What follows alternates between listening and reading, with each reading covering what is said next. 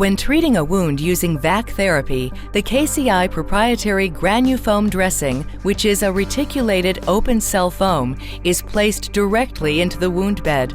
A semi-permeable drape is then used to seal the wound, provide a moist wound environment, and protect the wound from external contamination.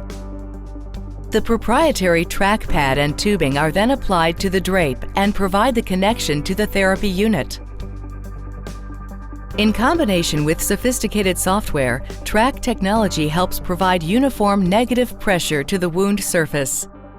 It also provides alarms when there are conditions that would impact negative pressure wound therapy. The application of uniform negative pressure when delivered by VAC therapy induces a physical response, macrostrain, and a biological response, microstrain, that removes exudate and infectious material, reduces edema, and promotes perfusion and formation of granulation tissue. Macrostrain is the physical response that can be seen immediately as the wound edges are drawn together, thereby ensuring that there is optimal contact between the wound bed and the granufoam dressing. Macrostrain facilitates removal of wound exudate, which may contain inhibitors of wound healing. Removal of wound fluids assists in the reduction of edema, which facilitates the flow of blood into the wound bed, providing the oxygen and nutrients that are needed for wound healing. The effects of the biological response are initiated by microstrain, which results from the manifolding of negative pressure across the proprietary granufoam dressing to the wound surface.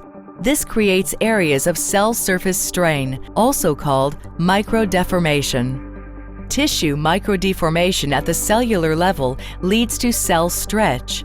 When cells of any kind are stretched, they are stimulated to expand, become thicker, and more metabolically active. This response to cells stretching has been well documented and is clinically used, for example, when tissue expanders are applied to stimulate the formation of new skin.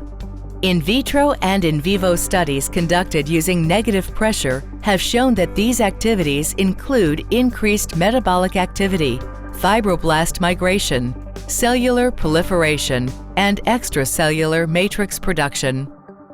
All of this cellular activity leads to the formation of healthy granulation tissue in the wound bed and the characteristic undulations that have been seen in wounds treated with VAC therapy.